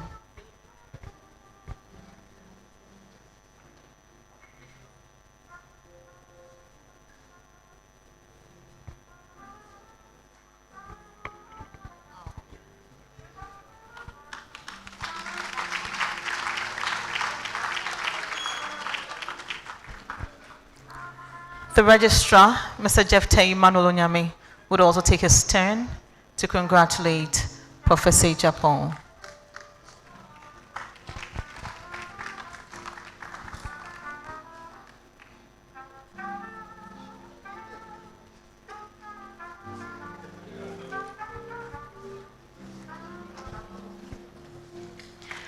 I'll call on former Pro-Vice Chancellor Professor George K.T. Odro.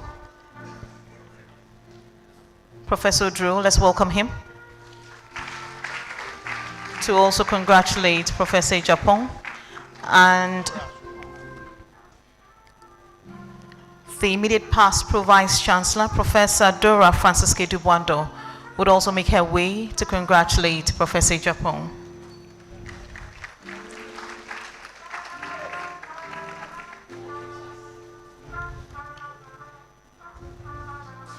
Professor John Nelson Boa, if you're here, kindly make your way up to congratulate Professor Agyapong.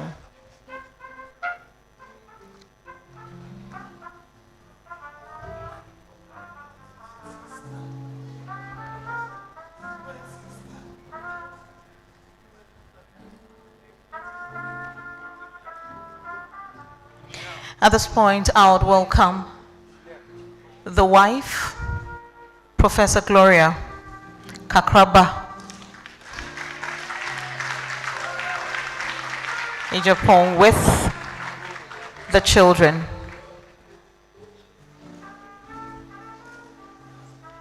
Let's do it for the family as they come.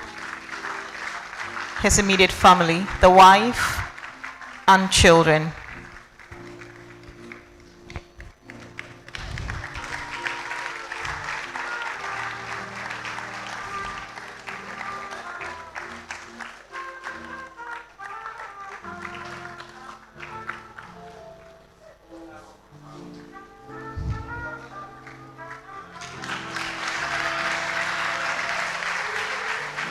So they'll take a photo together.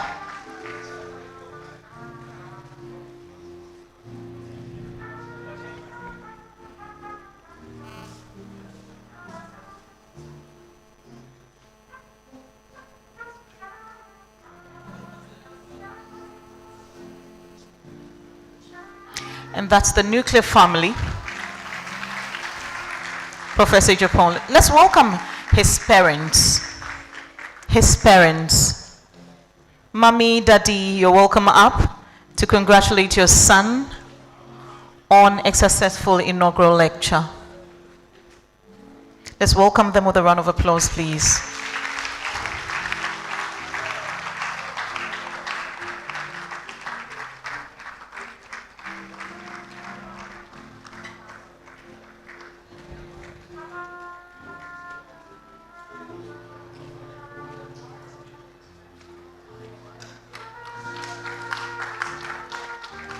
Do we have his siblings here?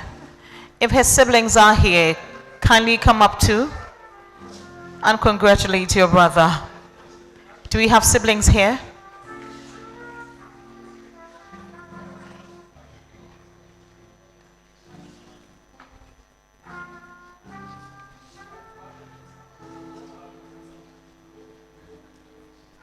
Her siblings are joining in.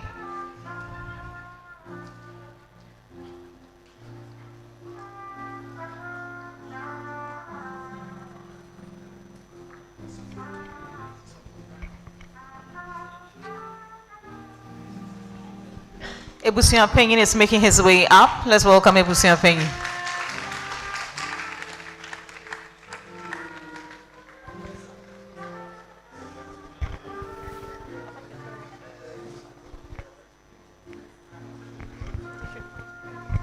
Ebusia Penyin, kindly come to this end.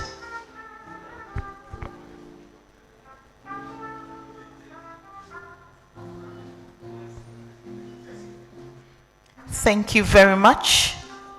Let's invite the in-laws. The in-laws. The in-laws. Let's first do the mother and the father-in-law, and then the rest would come up.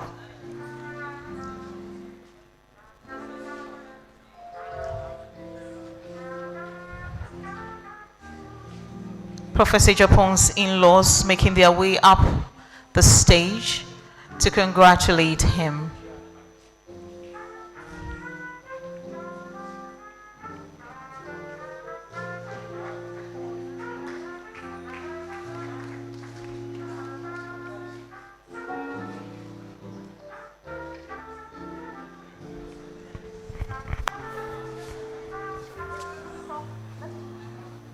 Prof.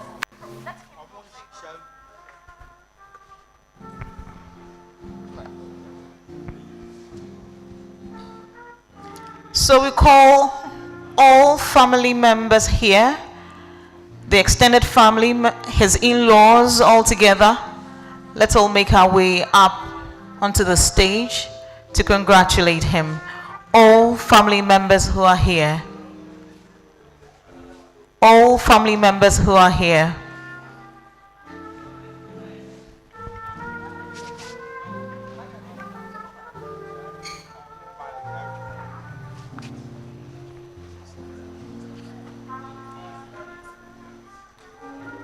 All members of Professor Agyapong's family.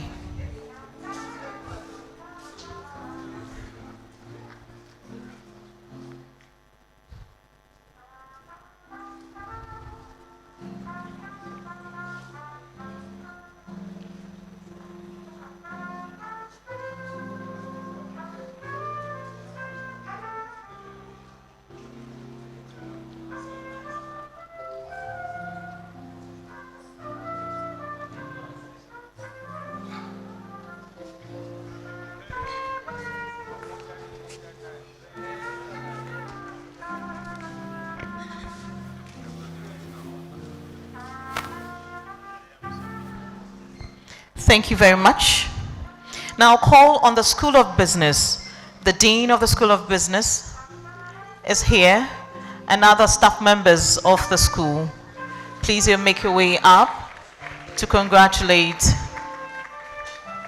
School of Business, yes. School of Business. We have the Dean here, Professor John Gatti.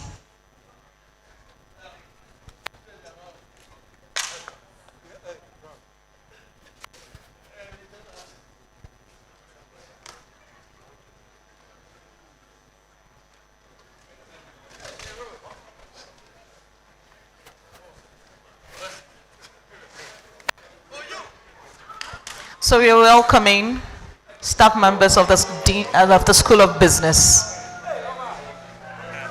Staff members of the School of Business.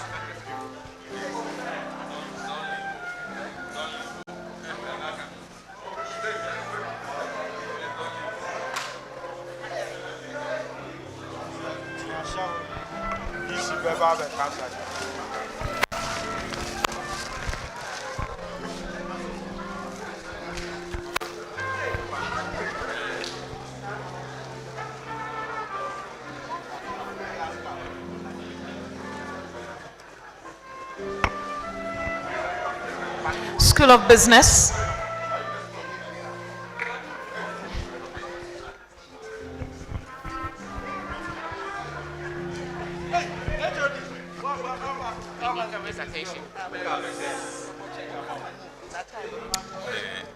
Citation in honor of Prof. Daniel Agyapong.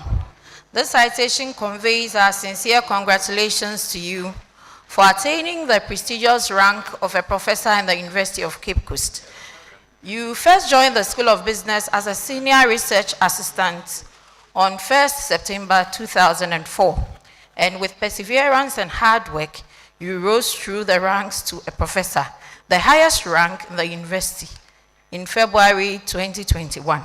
Your inaugural lecture on the topic, Entrepreneurship and Small Enterprise Development, Night Journey, the Road Monsters, Fairies and Angels, give a reflection of your contributions in the area of entrepreneurship and small enterprise development. Your inaugural lecture will help to promote the scholarly image of the Department of Finance and the School of Business in the area of finance and entrepreneurship. Management, staff, and students of the school congratulate you for your role as an educator, administrator, advisor, advocate of students' matters, and your exemplary dedication to leadership. The School of Business is proud to be associated with your achievements and shares in your joy at your inaugural lecture. Once again, accept our warmest congratulations. UCC School of Business. Thank you.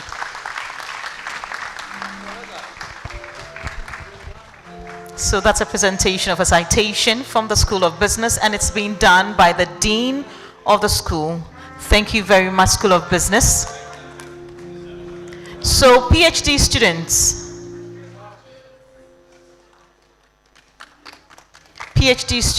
of Professor Agyapong also have a citation to present to him. Thank you so much, School of Business. Thank you. Thank you very much.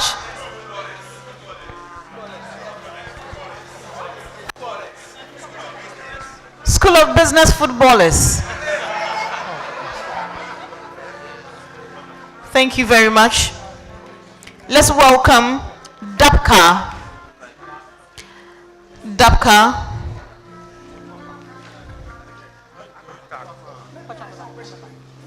Let's welcome Dapka.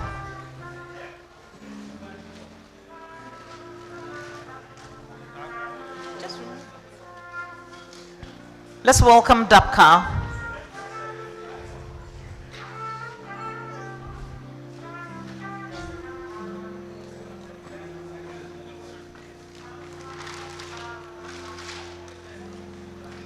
Dapka is presenting a citation.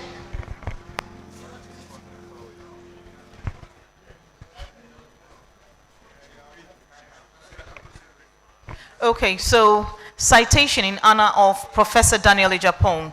On this momentous occasion of your inauguration as a full professor, we, the staff of the Directorate of Academic Planning and Quality Assurance, celebrate and congratulate you on your outstanding achievement.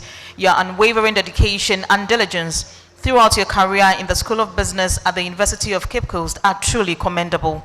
At the Directorate, we have observed your steadfast commitment, humility, ability to build strong teams, and mentorship that have guided and motivated numerous individuals, leaving a legacy that reaches far beyond academia. As we applaud this well-deserved accomplishment, we recognize and value the quality of your contributions to the academic community. May this journey continue to inspire and illuminate the path for future scholars. Congratulations, Professor Agyapong.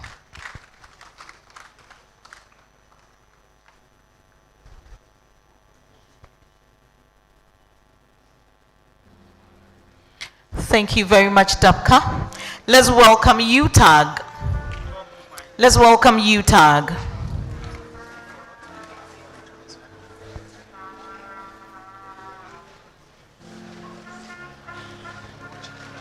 Members of UTAG will take their turn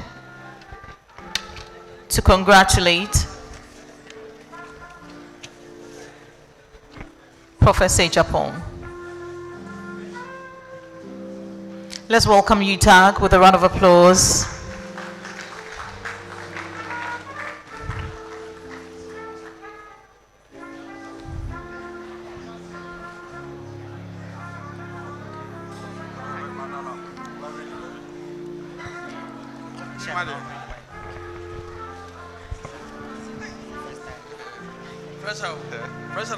Yes, thank you. So, all members, we know our member has delivered the lecture, and henceforth, all UTAG members who will do inaugural lecture will give a presentation. So, this is in honor of congratulate Professor Daniel Agyapong.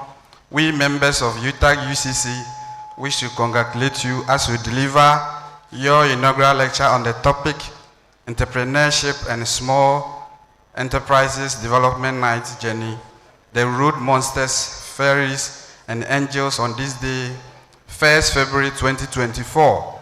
We proudly recognize your hard work that has propelled you to achieve this enviable academic pinnacle. As a professor of finance and entrepreneurship, we believe that you will continue to train, mentor, and motivate and inspire younger colleagues to reach higher heights in academic pursuits. Congratulations on your well-deserved success. Thank you.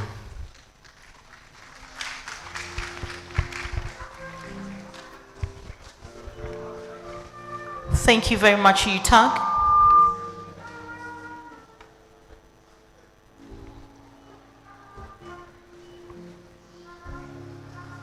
Sons and daughters of Professor Agyapong.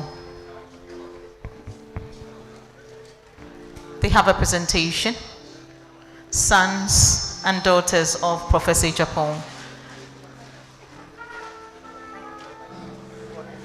Jester, please get ready.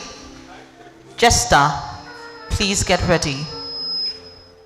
So a presentation to Professor Agyapong from the sons and daughters. Sons and daughters. Members of Jester, are you here?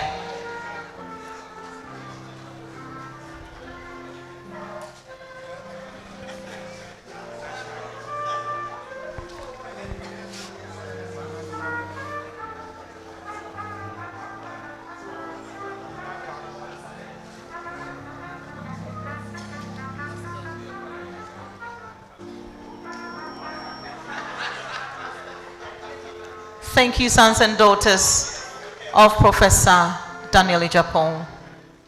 Thank you very much. Jester, are you here? Please take your turn to congratulate him. Let's welcome Jester.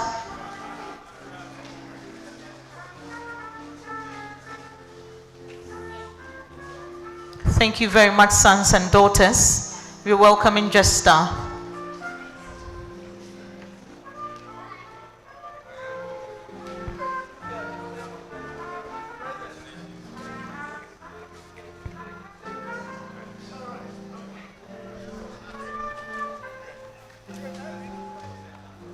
Thank you very much, Esther. All friends, well-wishers who have all converged here to witness and grace this occasion, please come up stage and congratulate him.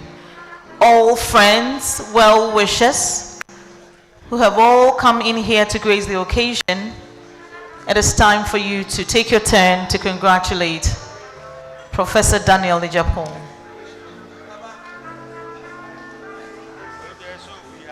We are welcoming all friends.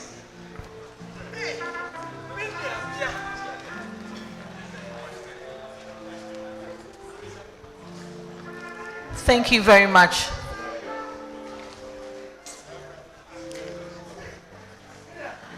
Thank you very much. Kindly exit the stage if you have congratulated him to make way for others. Friends, relations who are here, well-wishers, if you have been able to congratulate him, kindly exit the stage for purposes of the photo that is being taken.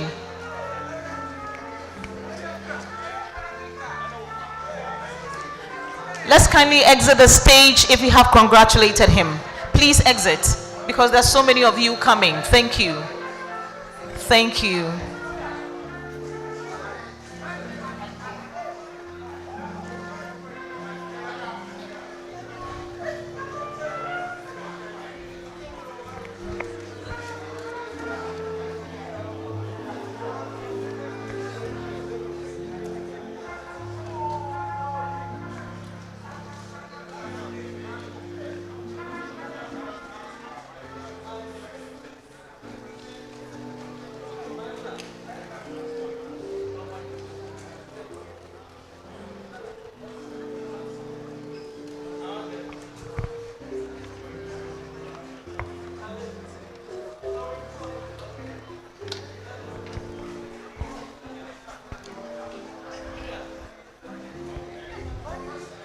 Thank you very much. Friends, well-wishers, thank you for being a part of this ceremony.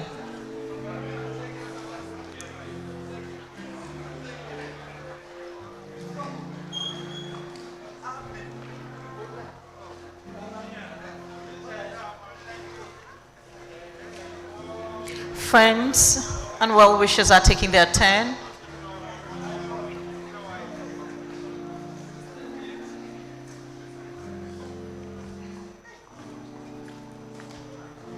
This will be followed by UCC Alumni Association. UCC Alumni Association. UCC Alumni Association. Friends, well-wishers are taking their turn to congratulate Professor Agyapong.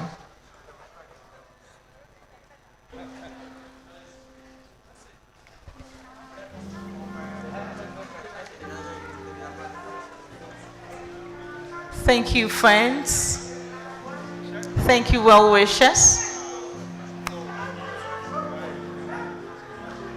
Thank you so much.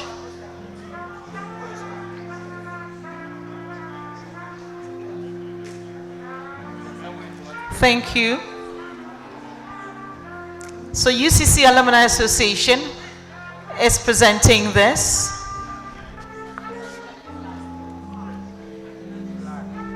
Presenting a plaque to Professor Daniel Agyapong, UCC Alumni Association.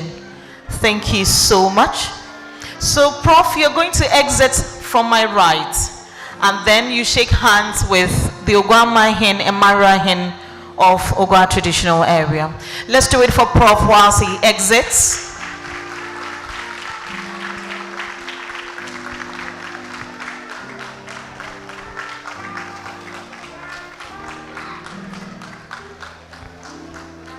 So he's being congratulated by the Marahin of the Ogwa traditional area, Nanapukwenu, and Osabrema Kwisata is the Ogwa Manhin. Thank you very much, Prof. You can now take your seat. Let's do it for him for the last time on a successful inaugural lecture.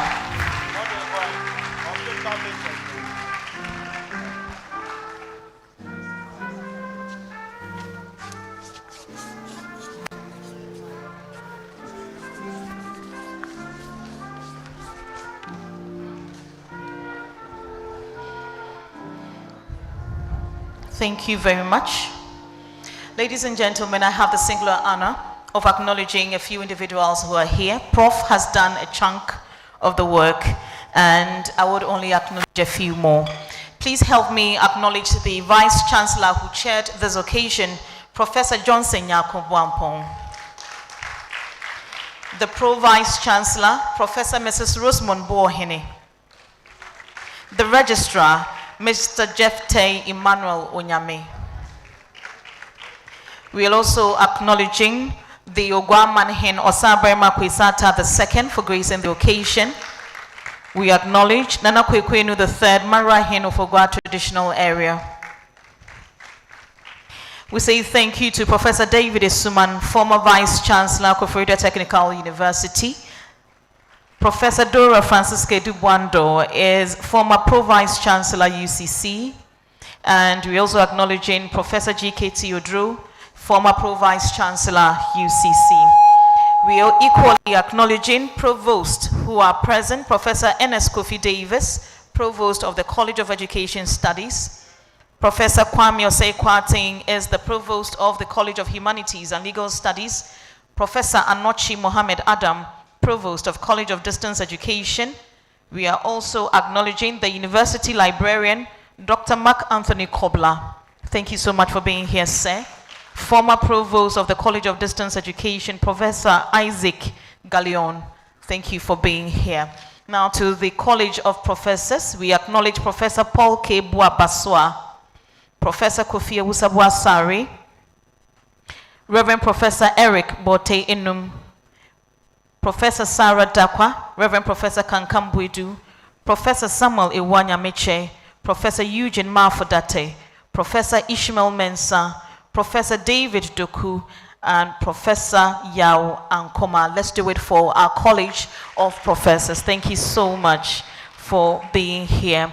And then to the international community who joined us and graced this occasion via Zoom, we say thank you so much for being a part of this ceremony. Ladies and gentlemen, let's welcome our chairperson one more time to give his closing remarks, Professor Johnson Yakubu. Let's welcome him with a round of applause.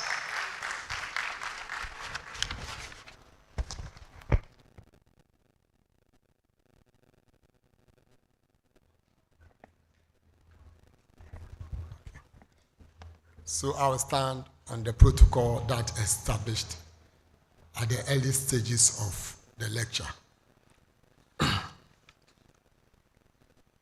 Yes, many professors have written to me to give them dates to be able to give their inaugural lecture. So we'll be attending to each and everyone who has applied. But we are going to have the next one on 29th of February, and it will be given by the Dean of School of Business, Professor Agyapong. And I must say that, understand, I was told that School of Business started as a unit in the Department of Economics in 1975.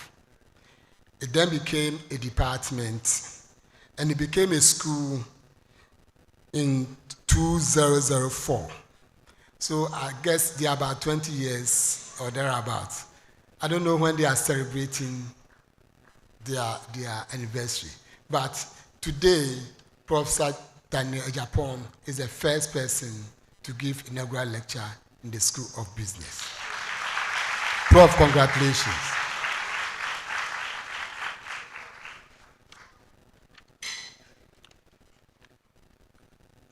I believe everybody has understood the topic that Professor delivered: entrepreneurship and small enterprises development night journey.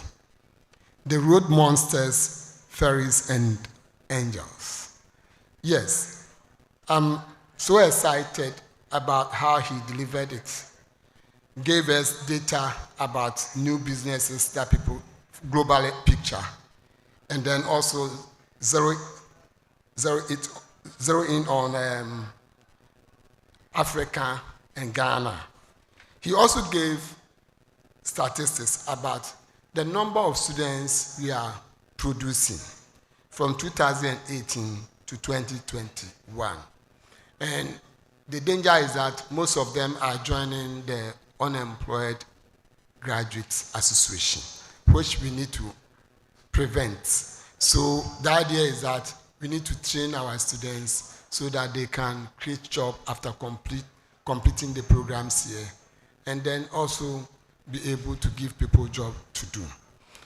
So the entrepreneurship trajectory, he talked about entrepreneurial mindset and ideation, startups and commercialization and stabilization, scaling up, growth and expansion. Then he also talked about impact of entrepreneurship, and then eco-entrepreneurship. He also showed us his contributions, what he has done over the years, the models he's been able to develop and practice. He is actually practicing what he's teaching, that he has his own businesses. But what is exciting is about the road monsters, fairies, and the angels. So we've all learned a lot. Let us go there to our various destinations and help to create more jobs so that our students will not become unemployed. At least they'll get a job to do. Thank you for coming.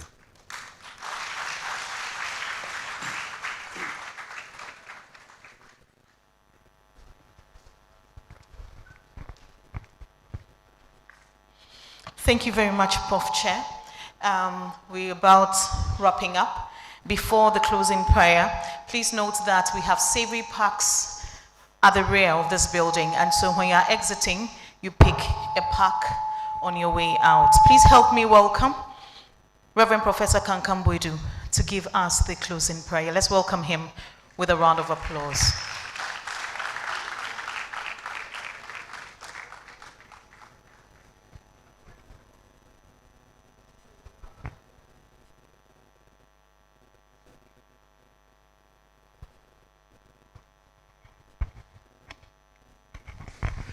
Humbly let us be on our feet as we register appreciation unto the Most High God for how far He has brought us. And so, Father, once again, we want to say that we are grateful unto you. We did start with your name, and this is how far you have brought us.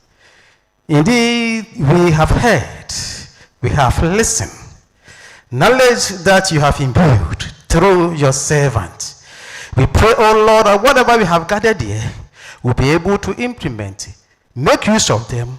At the end of the day, we'll have every way to say that you have blessed us. Above all, as we are living for our various places, may your presence go with us.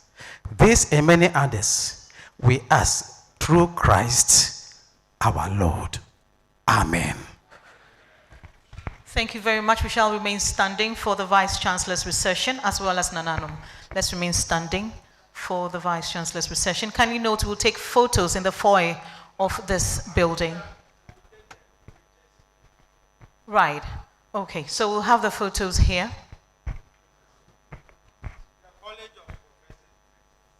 Let's welcome the College of Professors.